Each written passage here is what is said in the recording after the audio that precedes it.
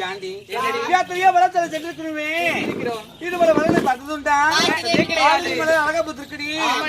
அது பார்த்தாக்கியா செண்டு மலையாகப்பட்டது குண்டு குண்டா புத்திருக்குடி. பறக்கும் பொழுது மனசுக்கு ஆசை என்பது அதிகரித்து விட்டது. தெரியுமா? பெண்ணாக பிறந்தால் அனைத்து பெண்களுக்கு ஆசை இருக்கும் அல்லவா?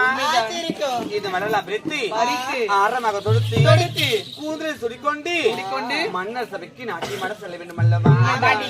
பொண்ணு எப்படி போகணும் சொல்லவா? அப்பாடி ஏண்டி